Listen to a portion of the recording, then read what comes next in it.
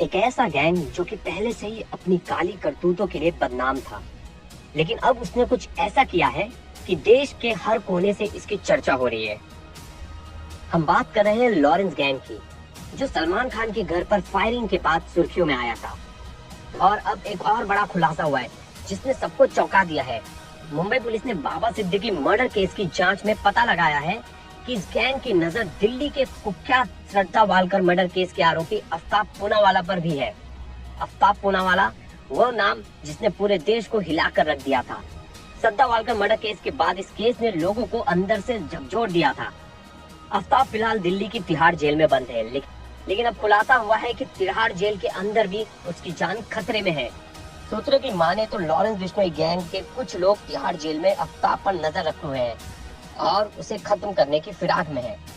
ये बात तब सामने आई जब मुंबई पुलिस ने बाबा सिद्दीकी हत्याकांड के मुख्य आरोपी शिव कुमार गौतम से पूछताछ की।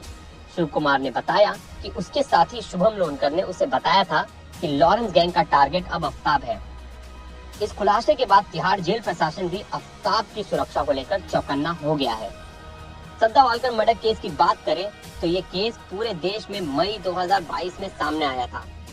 श्रद्धा वालकर जो महाराष्ट्र के पालघर जिले की रहने वाली थी, उसे उसका बॉयफ्रेंड आफ्ताब ने बेरहमी से मारा था।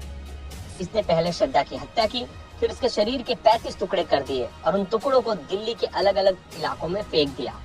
ये वारदात तब और भी भयानक हो गई थी जब आफ्ताब ने पुलिस के सामने इस खौफनाक घटना की सारी सच्चाई कबूल की थी।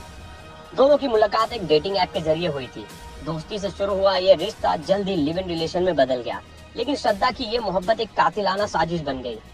आफ्ताब ने उसे पहले हिमाचल प्रदेश में ट्रैकिंग के बहाने मारने की कोशिश की थी, लेकिन जब वो नाकाम हुआ तो उसने दिल्ली के छतरपुर इलाके में इस वारदात को अंजाम दिया।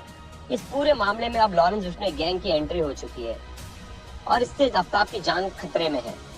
सवाल ये है कि इस गैंग का असली मकसद क्या है? क्या वो बदले की आग में जल रहा है या सिर्फ डर फैलाने की कोशिश हो रही है?